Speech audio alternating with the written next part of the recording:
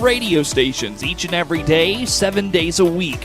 What does local news mean? Here's a sample. And I think we took more than a dozen reports of criminal trespass and burglaries to unlocked vehicles. And that is probably one of the most crucial factors in success in education, is having that family support, especially with the younger ones. When you cross that path of that bus while it stop arms out, you get your license suspended if you're convicted. And those cameras, like we've said, are very good, and I've been able to find people just off the camera. What's coming in is going to be very special. It's going to be a You hear the local people that make the news every day, 7 days a week on the big 1520 AM, 92.3 FM, and 106.5 FM WHOW, and on the station playing America's best music, 95.9 FM WEZC. Hi, this is Dr. Sue Stur at Covenant Animal Clinic, your hometown vet in Clinton. Now is the time to protect your pet from heartworm disease. We are now offering ProHeart 6, which protects your pet for 6 months with one simple injection. Get all the details by clicking our icon at DeWittDailyNews.com. Whether it's damage from a fire or Illinois storms, ServPro of Piatt DeWitt counties will make it like it never even happened. Find out how they can help you by clicking their icon at DeWittDailyNews.com. News time is 9 minutes after 7 o'clock here on this Friday morning. Top of the morning from the newsroom of Regional Radio and DeWittDailyNews.com. I'm Seth Lawrence with this expanded 7 o'clock newscast. Brought to you by Baum Chevrolet Buick in Clinton, your Silverado headquarters, and we stream to Facebook and YouTube. It's brought to you by Peterson Insurance, your Pekin Insurance agent in Clinton.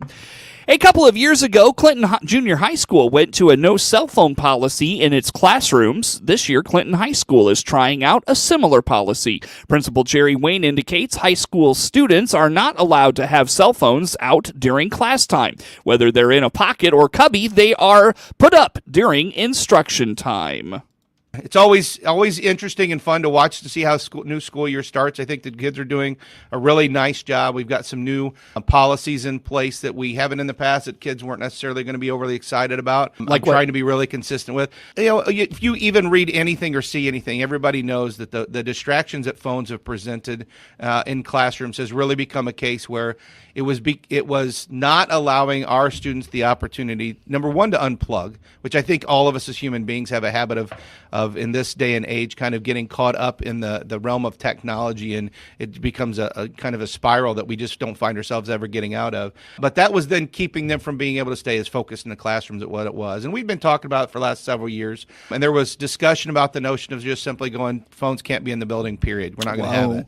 And I talked with staff and things like that, and I said, I don't think that that's really where I want us to go right now. Mm-hmm. And I said, in part because I think what's really important is we also have to work on trying to teach our young adults that are going to be members of society, workforce, whether that's college, whatever that happens to end up being, time and place, appropriateness. When can it be used? And so you start putting in rules that just simply say, I'm just going to remove it. You don't get that opportunity to try to help to teach that element of it. And so what I said, I wanted to try to find a way to kind of mesh the two of them together. And so according to Wayne, the goal is for students to be engaged and focused on what is going on in the classroom and not have the distraction of the cell phone. While some students haven't been thrilled about the new policy, he appreciates them following the new rules. We put in a policy that basically says that if I'm in a classroom where I'm doing educational things, I'm not in a study hall, but I'm actually in class, that all students are required to put their phones in a phone caddy at the start of the period. We're very much aware that there are some kids that are just not putting in their caddy and it's staying in their pocket, or they're leaving it in their locker.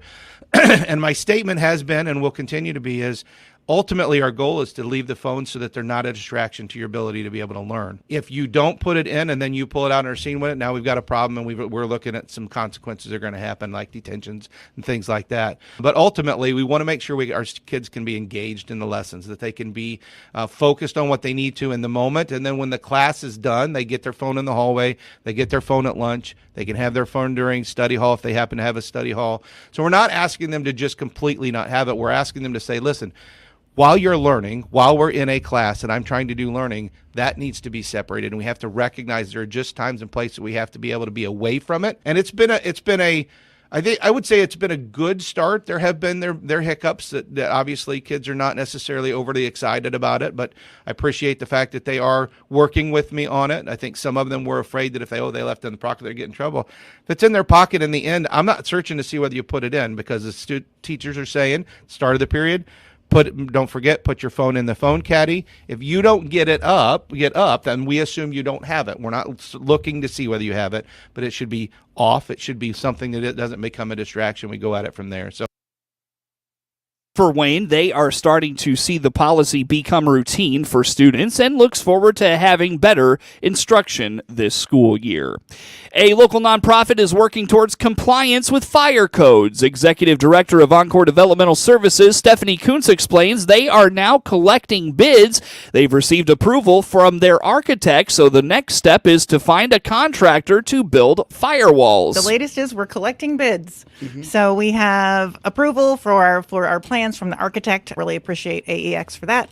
And they've done a great job of working with us. So now I am just looking for contractors who will come in and look at our project and help us phase it out and then give me numbers so that I can continue to raise the money and get that built. Right now, we are working on, we have 2 firewalls that they want built eventually.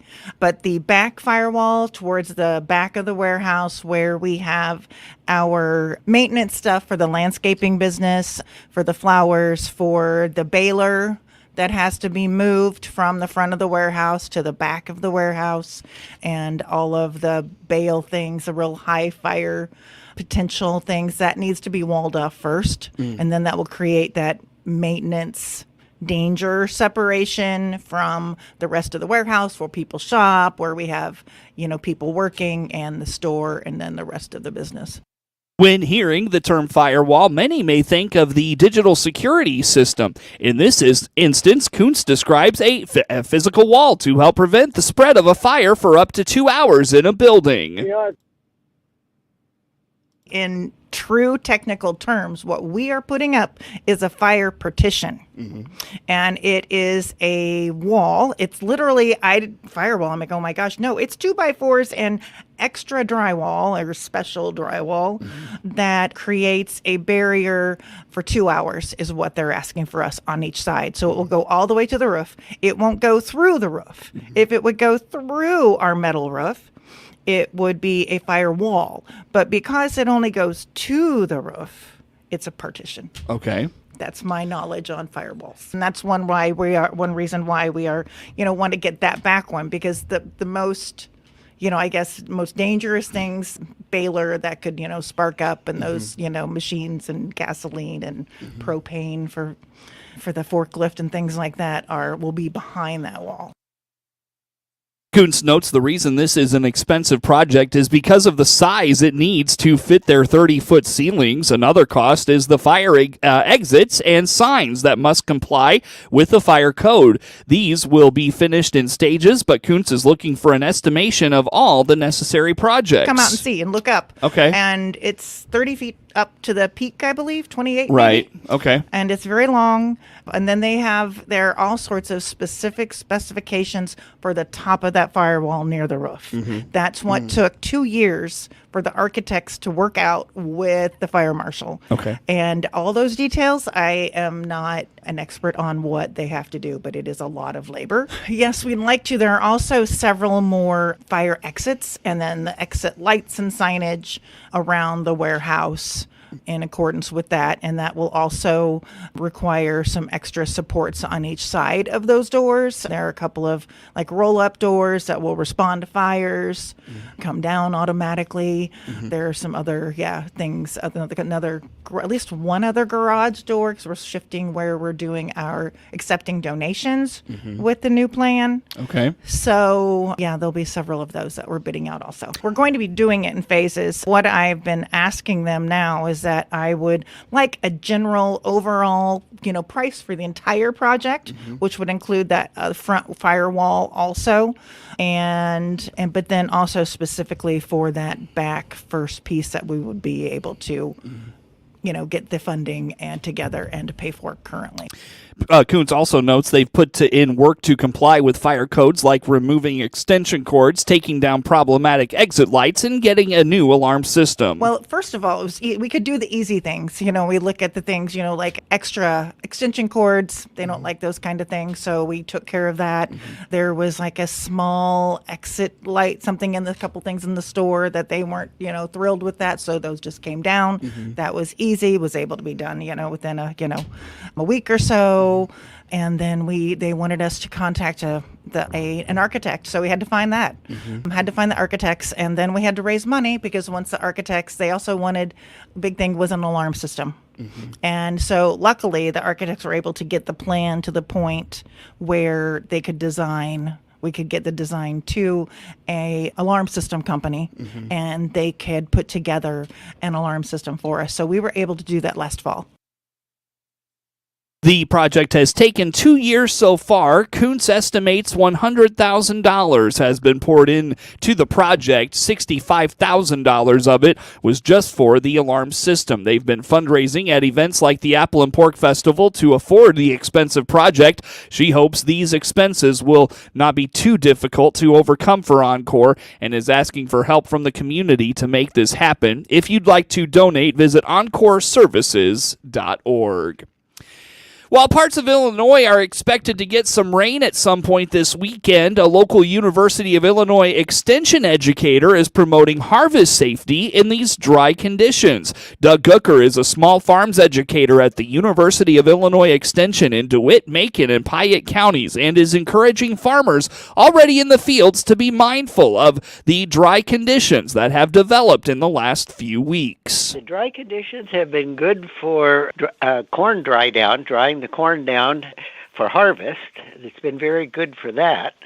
But another concern is with the dry conditions is we recently received notice from the state climatologist that a good portion of the state is in some form of drought status. And so we need to keep in mind increased fire risk. And until it rains, just be mindful, be very careful. If you're harvesting, remember to clean your equipment off at the end of every day or before you start up in the morning, because any buildup of chaff or dry debris could be the source of a fire if we have a hot bearing or hot oil leak or something like that. So just keep that in mind. And with as dry as it is and as rapidly as particularly cornfields have been drying down, fire risk is a real concern. And so just keep that in mind. We're all the farmers are trying to get crops in and in a hurry, but just remember, let's be safe and not do anything foolish. The best practice for farmers in the fields is to get the combines cleaned off after a day in the field. Gooker says it's worth the time to take at the end of the day. If anyone is going to be lighting a fire, they need to monitor it, and they need to be aware of any kind of changing weather conditions or wind conditions. Just be mindful of that a fire can go out of control very rapidly. As far as farmers and equipment, on our combines in particular, it's very dry. There's a lot of dust and debris that collects on a combine during a long day of harvest, and so a lot of farmers now, a majority of farmers now, they have compressed air on their service trucks. Just take time to blow that chaff and debris off at the end of the day. That way, the next day when you start out, you're good to go, and you don't have to worry about that buildup of debris that over time gets packed in and can cause a fire. And typically, our causes of fires are hot bearings or a mass of dry debris up against the engine that eventually catches on fire. So just take the time to do that. Extension.illinois.edu/DMP has more tips and information from Gooker on a variety of topics. 22 minutes after 7 on this Friday. More to come after this. The Chevrolet Silverado is ready to work for you. This is Scott Baum from Baum Chevrolet Buick here in Clinton. Yes, we've got a great selection of 24 Silverados in regular cab, double cab, and crew cab models with gas or diesel engines. Our 3-liter Duramax diesel gets fantastic fuel mileage, 20 city, 30 highway, while working for you. We have 6.6 engines in gas or diesel for our HD Silverados as well. Come see our inventory today at BaumChevyBuick.com, right from the start. Pioneer brand Z-Series soybeans have farmers yielding out an additional 2.7 bushels per acre over A-Series. This has everyone talking, not just farmers. Case in point, a trucking company wrote, "Morning, noon, and night, it doesn't matter. I'm hauling Z-Series. The phone doesn't stop ringing. Even my home number, it never stops ringing." Well, it's fair to say Pioneer brand Z-Series soybeans are making quite an impact. Unleash your greatest harvest yet at pioneer.com/new era. I'm Randy Wilkin. As the seed experts in the field, we know that seed is the one input that can have the greatest effect on the output, your livelihood. We don't take that lightly. Because we have multiple sources of genetics and traits, we can put our extensive experience and insight to work for you. Not just corn, not just soybeans, but also cover crops, alfalfa, grasses, wheat, and much more. We are seed specialists, so you don't have to be. Check us out at ProHarvestSeeds.com. Are you wanting to learn more about your health and wellness options in Central Illinois?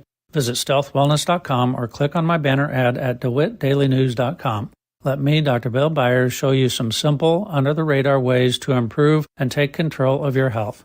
This is Brett Zerfowski with Central Cremation Center. We have expanded our business and now offer private pet cremations to memorialize your loyal companion. Find out more about us by clicking our icon at DeWittDailyNews.com.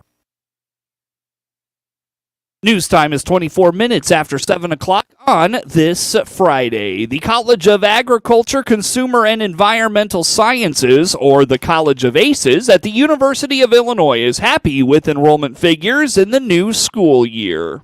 So we're very excited about this year crop. We have a really good crop of students coming in.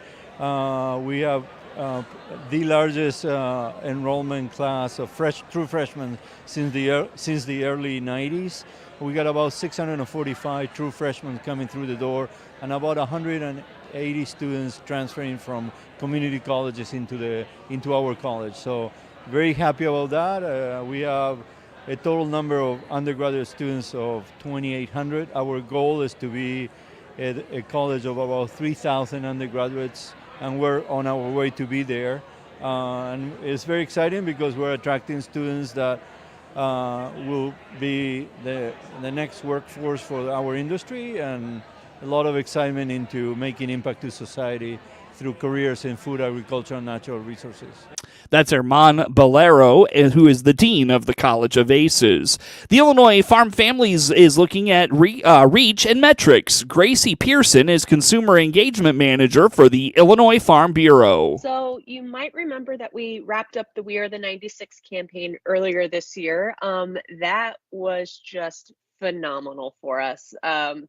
And so that really helped amplify a lot of what we were able to do with Illinois farm families as a whole. So We Are the 96 in the 1 year was seen more than 50 million times in Illinois. That's across TV, that was heard on the radio, that was seen on websites, that was seen on social media. Everywhere else we had placements. I know there were print ads out there. I know there were billboards out there. And so we're just really pleased with how that went. We were doing a lot more besides just We Are the 96. Obviously, we still maintain a very strong website presence, and we had nearly 140,000 hits on the website last year. That is huge for us. That is a lot. We Are the 96 was a big part of that, but what we're seeing is a lot of new users. So we had about 100,000 new users on the website, which tells us that our Google search index is doing really well and that people are looking for information about farming and about their food, and they're finding us, which is great. We also worked with various levels of influencers last year. So we worked with some social media influencers from the Chicagoland area. These are Chicago parents who develop recipes, talk about lifestyle, that type of thing. We had nearly 1 million impressions just from that alone, just from those partnerships. We cross-posted on platforms. They developed videos for us. We got in front of their audiences. We saw an incredible engagement rate with that. That was nearly 30%. So people are clicking and interacting with the videos, and we did capture a lot of new followers.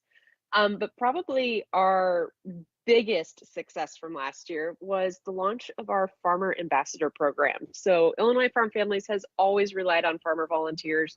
We will continue to rely on farmer volunteers. I'm always going to encourage you to reach out if you want to become an Illinois Farm Families volunteer.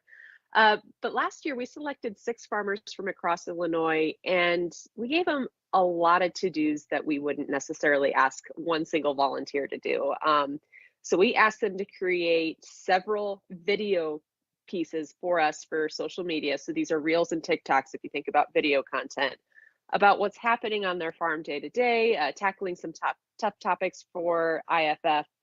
And that has gone over really well for our social media. I would say, again, that was the biggest thing since we are the 96 for us.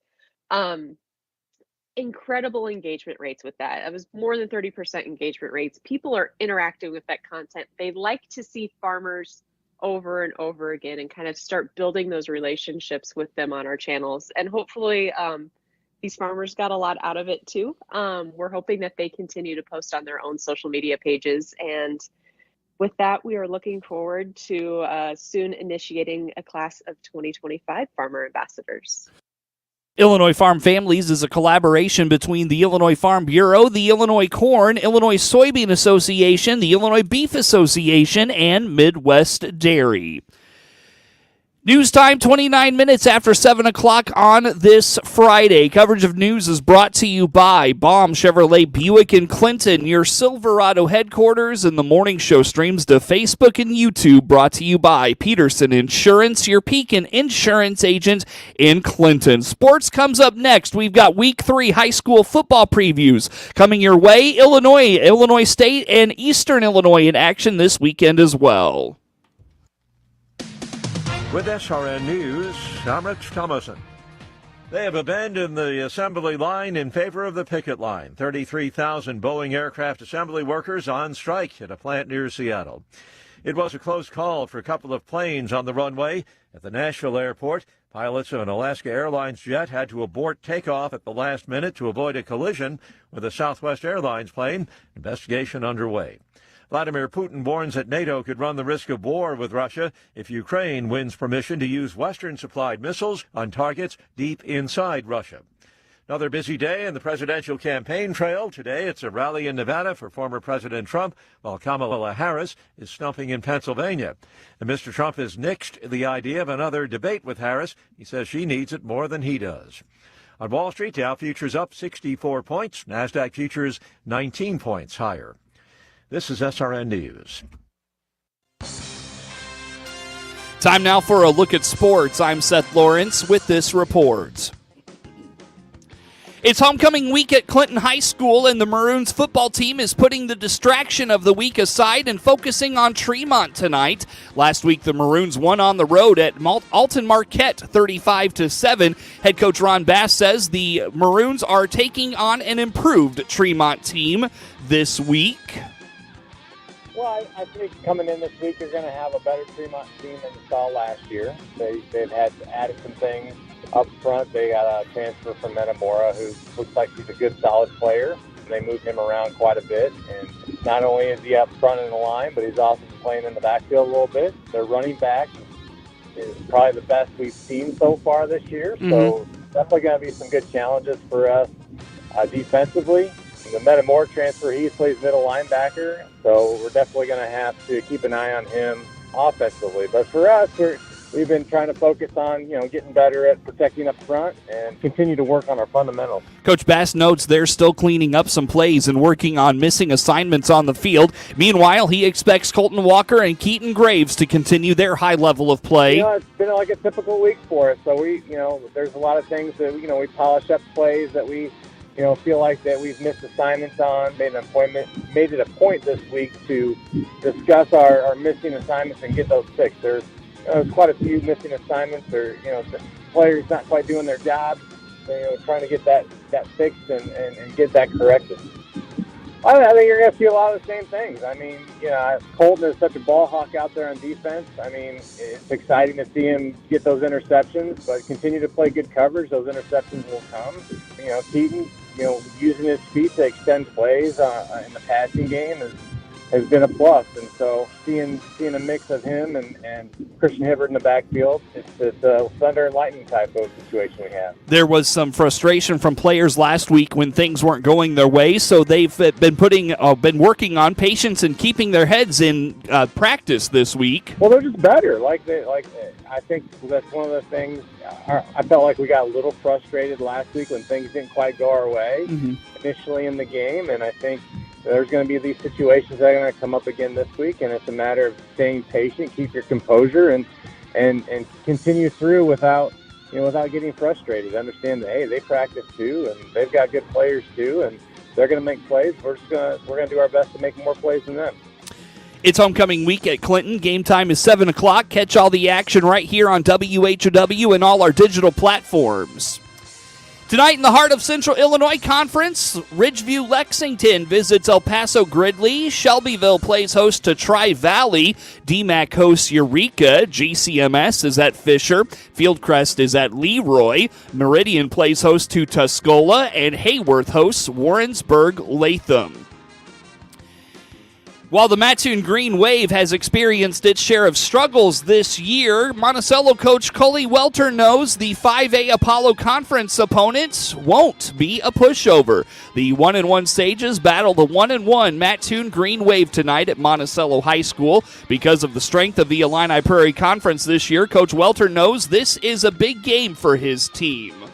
They're a pretty solid group. They're a balanced team. They're decent size up front, and they all get off the ball pretty well.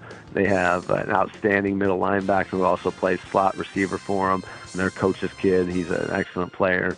They have a running back who I feel is very good. He's very patient. He's very fast. He's very quick. He'll break tackles. So they're pretty solid all the way around.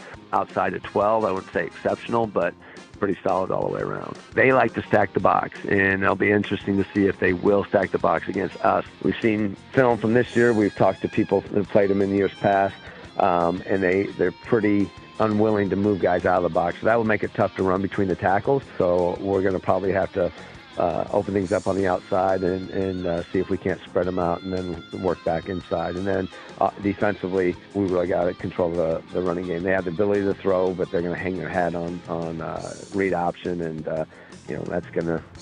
we're going to have to really try to contain that running back. Coming out of a 52-14 win over IVC last week, Coach Welter would like to see his line play improve. He feels those are two units that should have a lot of success and feels they've underachieved so far. I feel like we need to get better. I really feel like our defensive line should dominate. Those four guys that have played since they were sophomore, and at times they do. And I thought they were pretty solid for the most part against IVC. I felt like offensively there were times we did, and I talking to Coach Allen, there was times where we blocked things up front, like on an RPO. When Ike did decide to pass it out, it seemed like those were the times where we really blocked well up front, and that's nothing against Ike. He made the right read, but then when Ike had to carry the ball or hand it off, it seemed like those were the times where maybe we got a little wide in our tracks or missed a block. So consistency, again, is the name of the game. I challenged them last night. I really feel like this group can be pretty solid, but I really don't feel like we've run the ball great in our first two games, and I'd like to see that change. Game time tonight is 7 o'clock. Hear the action starting with the pregame around 6:45 on 95.9 FM, WEZC, and online at DeWittDailyNews.com. Illini Prairie Conference action tonight. BCC is at PBL. Tolono Unity hosts IVC. Pontiac travels to Rantoul, and Prairie Central plays host to St. Joe Ogden. Elsewhere in high school football this week in the Big 12, Champaign Central is at Peoria Notre Dame. Danville plays host to Normal West. Peoria Manual is at Bloomington. Peoria Richwoods travels to Champaign Centennial, and Normal Community plays host to Urbana. Tonight in the Central State 8, Decatur Eisenhower hosts Chatham Glenwood. Decatur MacArthur is at Normal U-High. Lincoln hosts Rochester. Jacksonville is at Springfield Sacred Heart Griffin. Springfield Lanphier hosts crosstown rival Springfield. And Springfield Southeast travels to Quincy Notre Dame. Lincoln Prairie action tonight. Argenta Orienta travels to Arcola. Cerro Gordo B. Mint hosts Sangamon Valley. Villa Grove hosts Nokomis. Oakland Tri-County is at Alla. And Toledo Cumberland is at Sullivan Okaw Valley. In the Mid-Illini tonight, Limestone is at East Peoria. Canton travels to Morton. Washington hosts Metamora. And Pekin is at Dunlap. Tonight in the Sangamo, Maroa Forsyth hosts Auburn. Petersburg Porta is at New Berlin. Olympia hosts Pittsfield. And Athens hosts Pleasant Plains. Non-conference football this week. Taylorville hosts Columbia. Decatur St. Teresa is at Farmington. Salem hosts Mount Zion. Peoria is at Morris. Central A&M hosts Sparta. And Mahomet Seymour plays host to Sycamore. 8-man football this week. Blue Ridge is at Milford.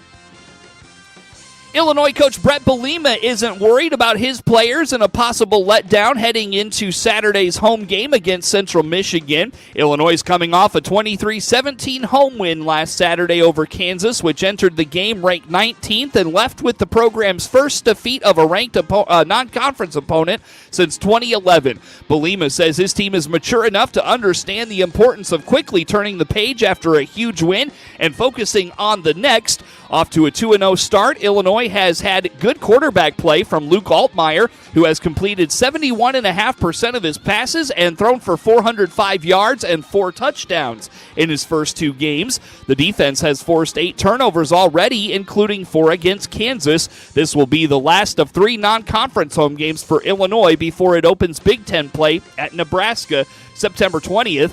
Central Michigan comes in at 1-1 following a 52-16 loss at Florida International last week. It was a strange game statistically because the Chippewas outgained Florida International 369-309 despite losing by 36. The biggest issue for Central Michigan was it turned the ball over 6 times, including 5 interceptions thrown by quarterback Joe Labus to give FIU a series of short fields to work with. The Chippewas were picked to finish 8th in the Mid-American Conference preseason poll. Even though the teams are in the same geographic region, this will be the first ever meeting between them. Illinois is 20-6 all-time against MAC opponents. Game time is 11 o'clock Saturday morning. With 2 road games to start the season under its belt, 18th-ranked Illinois State will host its home openers on Saturday against a longtime in-state rival, Western Illinois.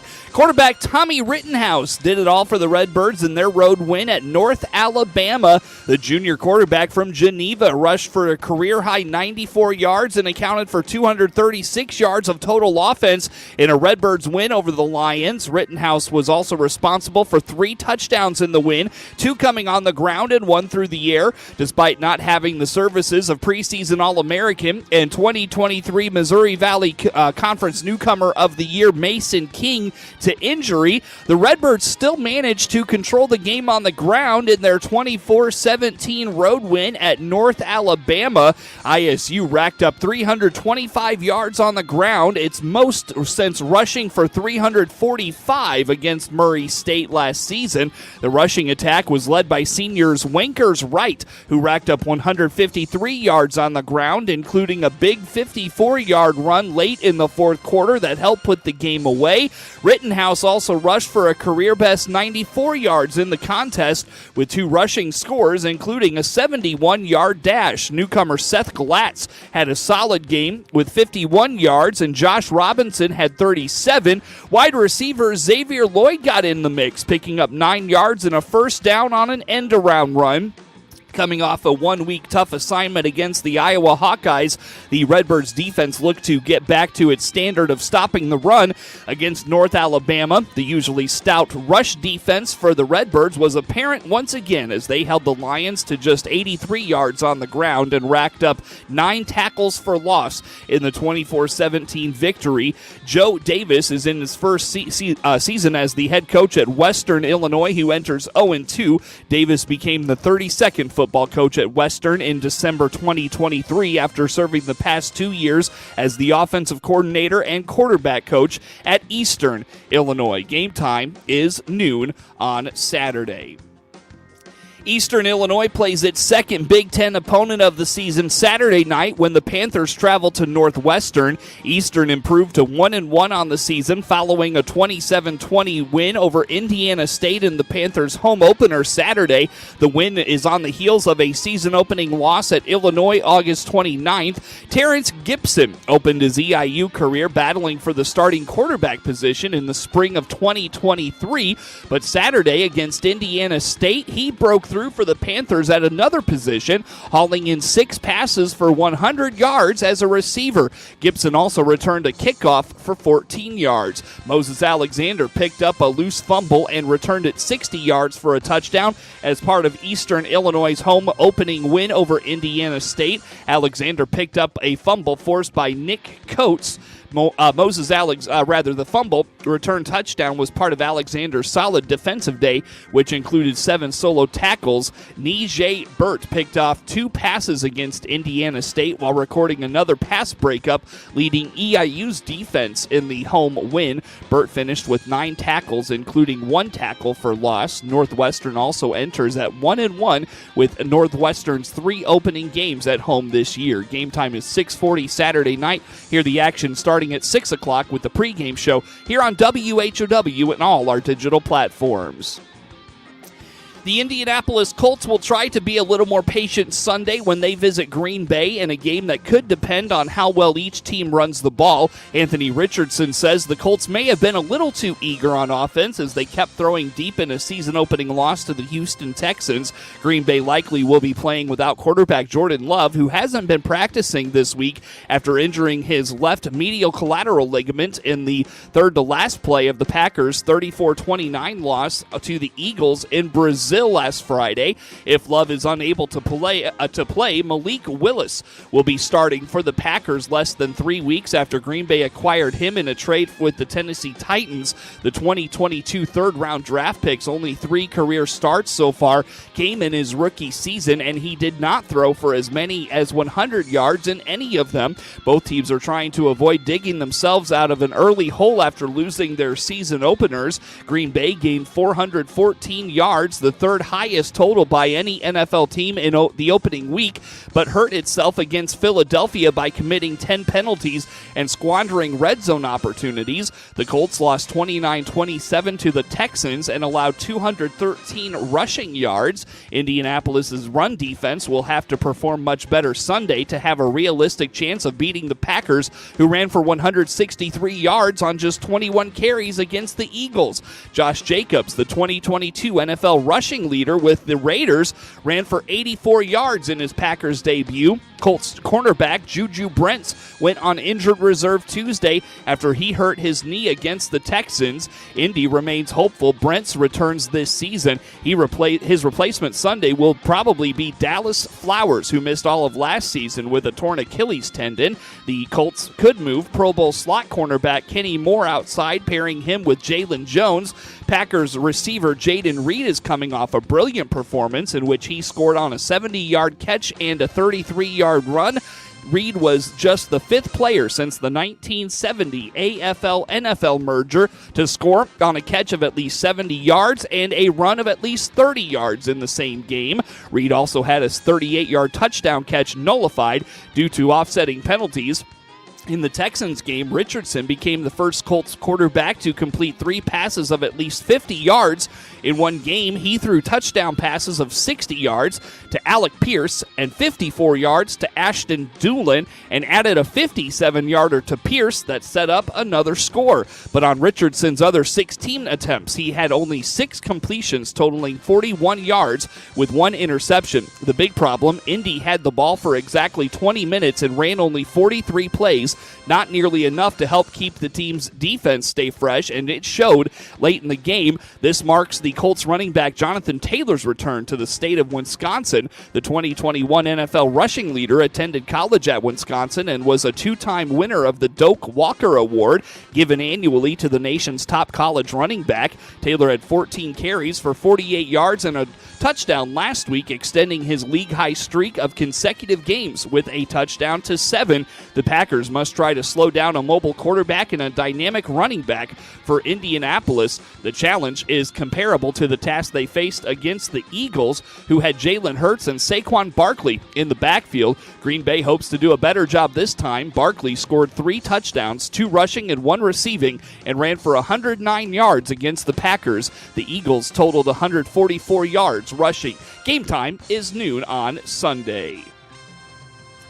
The Houston Texans had the most yards rushing in the NFL with 213 in a Week 1 win over the Indianapolis Colts, and their 417 yards ranked second. Not bad, the Texans say, but they are certain they can do much more as they prepare for this week's Sunday Night Football matchup with the Chicago Bears. For the Bears, the best way to describe their offensive performance in the opener against the Tennessee Titans would be forgettable. Number 1 overall pick Caleb Williams was just 14 for 29 passing for 93 yards, and Chicago did not score a touchdown on offense, but the Bears rallied from a 17-point deficit for the win thanks to a touchdown on defense and a special team score. There's a lot of things Williams would like to do better, but he's encouraged that the team still managed to get a win despite his struggles. He's the first number 1 pick to win his first start since David Carr helped Houston to a victory over the Cowboys in the first game in franchise history in 2002. Williams could be down a receiver or two, with rookie Rome Odunze and 6-time Pro Bowler Keenan Allen both dealing with injuries.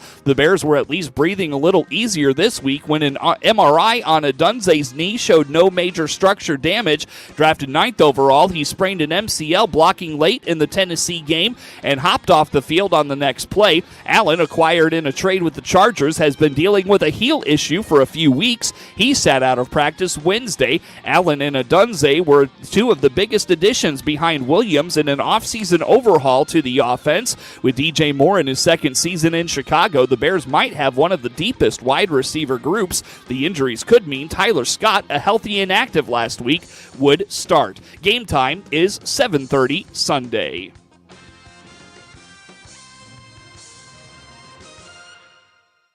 This is staff meteorologist Jennifer Wojcicki with your regional radio forecast. Slight chance for showers today, otherwise overcast. Highs around 77. Winds out of the east 10 to 15 miles per hour. Tonight, lows level off around 64.